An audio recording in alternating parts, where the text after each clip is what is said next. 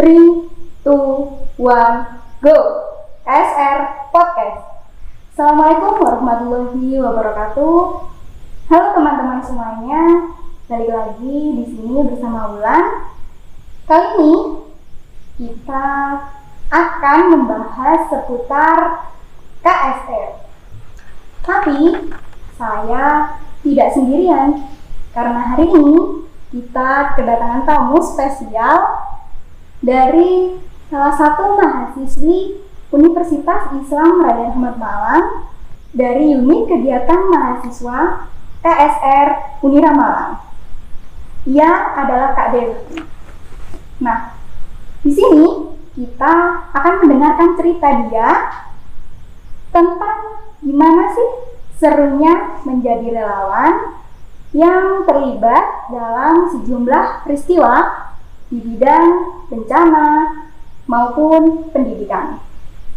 Daripada penasaran, langsung saja kita korek-korek informasinya secara lengkap dengan Kak Dewi. Nah, Kak Dewi, ngomongin tentang KSR, banyak dari teman-teman atau bahkan saya yang tidak paham tentang kepanjangan dari KSR atau arti dari KSR tersebut. Tolong dijelaskan kepada teman-teman agar kita semua paham.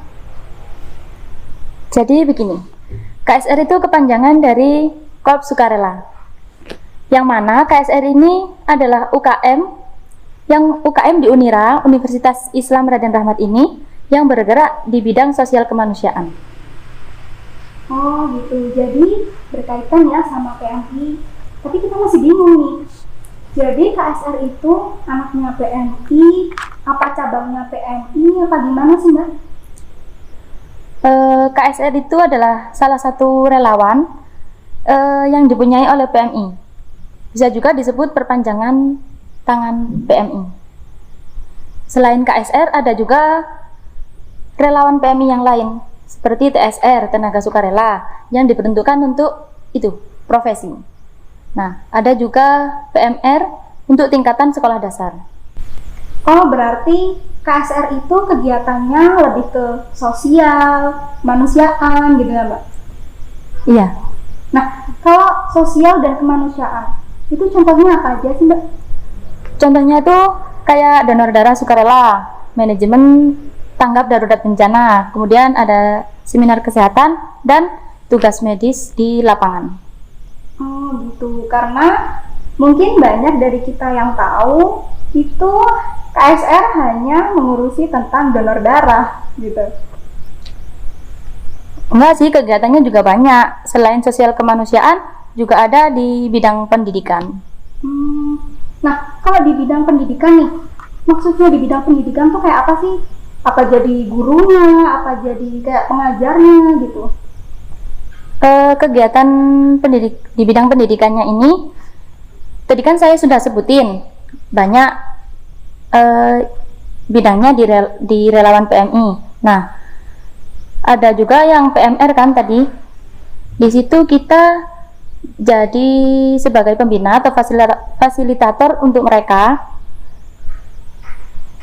Jadi kita tuh mengajari adik-adik PMR itu. Oh, jadi kayak semacam jadi pelatih gitu ya Mbak? Oke. Nah, berarti kan jadi pelatih untuk PMR. Nah, kalau PMR sendiri itu bedanya sama KSR itu apa sih Mbak? Apa hanya usia atau teori yang dipelajari, materi gitu? Apa sih yang membedakan sama KSR? Kalau PMR, kalau perbedaannya bukan hanya di usia saja sih, tapi teorinya, pemberian teorinya itu. Kalau PMR itu lebih ke internalnya, kalau KSR itu ke eksternal gitu. Kalau PMR itu masih di internalnya saja. PMR dasar seperti PMR dasar di SD gitu kan, itu masih tahap pengenalan saja seperti cuci tangan, kesehatan keluarga gitu. Tapi kalau KSR itu jangkauannya itu lebih luas begitu, kayak turun langsung ke bencananya begitu. Oh, ternyata ada perbedaan namun tetap berkesinambungan ya. Nah, kalau misalnya saya nih, misal dari jurusan ilmu pemerintahan, mau masuk ke KSR, bisa nggak sih Mbak? Bisa, semua orang bisa masuk di KSR, cuma harus itu ada rasa sosial kemanusiaan gitu kan, terus kemauannya juga pasti harus ada. Jadi nggak mandang ini dari yang nggak punya basic kesehatan, basic medis itu nggak mandang gitu. Oh, walaupun jurusannya apa saja, yang walaupun nggak berkaitan dengan medis, asal kita punya rasa kemanusiaan yang tinggi itu bisa gitu ya. Nah, kalau kan relawan itu nggak hanya dari orang-orang yang mengerti tentang medis. Nah, ini di KSR nih diajarin nggak sih tentang medis? Ya, kan ini ndak dari orang yang mempunyai basic medis semua kan ya, yang ingin ikut KSR. Jadi kita juga mengajarin dari dasarnya, pelatihan dari dasar dulu. Seperti pertolongan pertama itu diajarin ke mereka.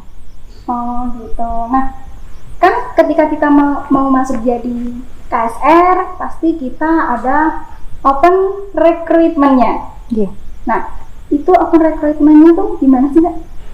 Rekrutmen KSR-nya kan pasti ada. Jadi pertama kita adakan promosi, kemudian pendaftaran dibuka. Setelah itu ada pemberian prapendidikan dasar dan pendidikan dasar.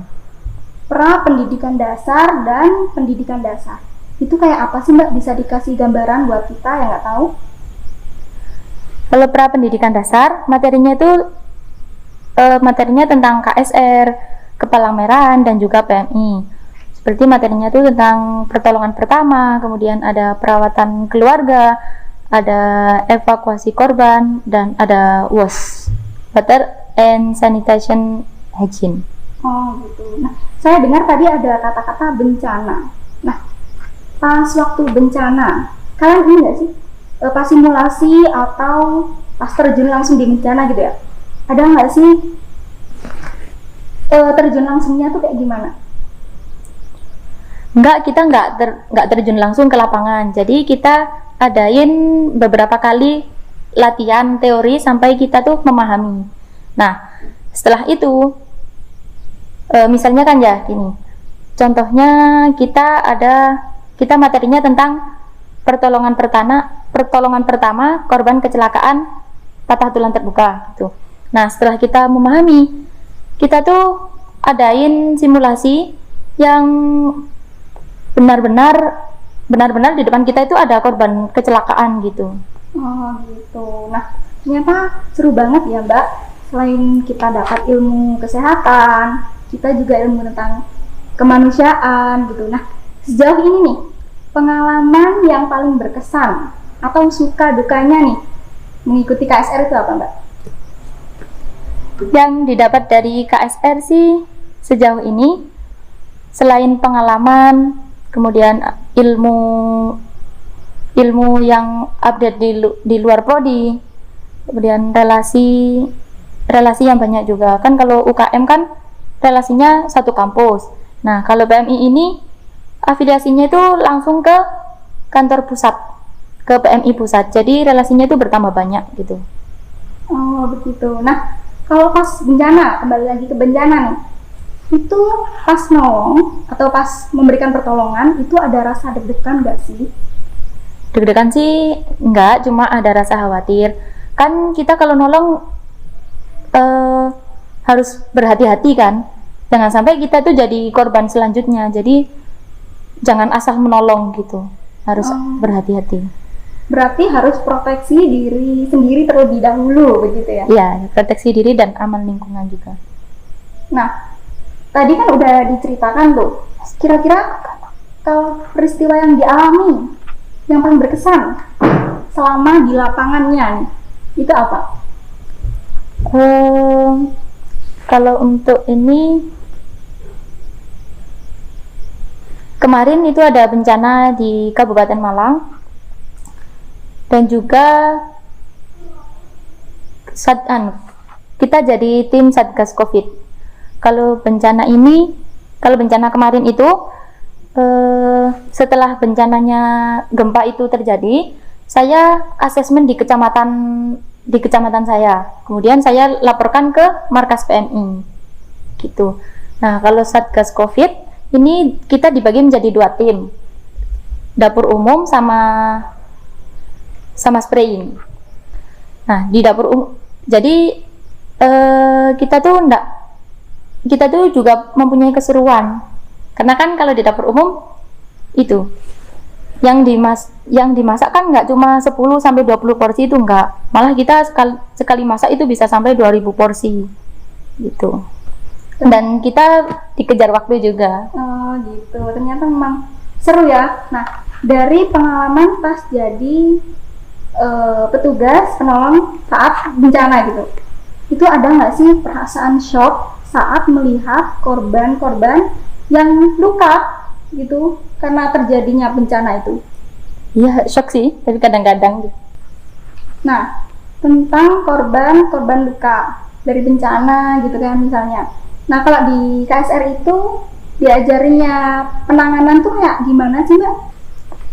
Sebelum kita terjun ke lapangan, pasti kita briefing dulu, ada refresh materi. Nah, setelah itu kita terjun ke lapangan, kita nggak kaget gitu, dan kita udah persiapan simulasi sebelum terjun ke lapangan. Jadi kita ngebiasain mental biar nggak kaget. Gitu ya, jadi kita diajarin untuk menolong korban, dan juga kita tetap harus memproteksi diri agar yang tujuannya kita menolong jangan sampai kita yang ditolong gitu ya, Mbak. Jangan kebalik dong. Jadi emang bener-bener semua yang berhubungan sama korban dipelajari dan pasti dipersiapkan di KSR gitu ya. Ya, jadi emang kalau di KSR itu kita diajari banyak. Selain pertolongan pertama, ada juga ilmu evakuasi dan survivalnya. Jadi paket lengkap lah. Oh gitu, ternyata banyak ya, Mbak. Dan kita balik lagi ke kegiatan KSR secara internal. Nah, kan pasti ada latihan-latihan rutin. Itu terpengaruh nggak sih sama pandemi COVID? Apa kegiatannya itu ditunda, apa kegiatannya diganti, begitu? Nah, ya kalau untuk kegiatan internal, memang ada sih salah satu kegiatan kita yang terhambat karena pandemi ini. Kayak yang di bidang pendidikan tadi, kita kan jadi fasilitatornya mereka, fasilitator ekskul PMR tadi. Nah, pas ada pandemi ternyata sekolahnya diliburkan. Otomatis ekskulnya kan juga libur. Jadi mau nggak mau kita juga berhenti kegiatannya. Karena meskipun sekolah daring pun itu hanya maksimalkan materinya mereka. Berarti kegiatan KSR ini 2 in 1 ya, tetap berjalan walaupun tetap kita harus mematuhi protokol kesehatan yang ketat gitu ya. Dan pandemi juga tidak menghalangi kita untuk tetap produktif. Enggak, justru dengan adanya pandemi ini kita sebenarnya memunculkan inovasi-inovasi kegiatan baru yang bisa ngebantu sesama, seperti pelayanan kesehatan masyarakat, seperti itu. Oh gitu. Nah, terakhir nih Kak, buat teman-teman yang mempunyai rasa empati yang tinggi, rasa kemanusiaan yang tinggi, bisa nggak sih join di PMI, atau gimana sih langkah awalnya buat masuk di PMI? Kalau bagi teman-teman yang ingin jadi relawannya PMI, itu bisa ikut di tingkatannya masing-masing. Kalau PMR ya sesuai tingkatannya itu di sekolah. Kemudian kalau KSR itu bisa mengikuti di kampusnya masing-masing. Itu kalau Kalau nggak gitu bisa juga daftar di kecamatannya masing-masing. Oh gitu. Terima kasih disampaikan untuk narasumber kita. Nah, untuk teman-teman yang mau mengenal lebih dekat tentang KSR, bisa untuk bergabung dengan kami di KSR PMI Unit Unira Malang atau KSR di unit terdekat. Dan terima kasih. Salam KSR PMI.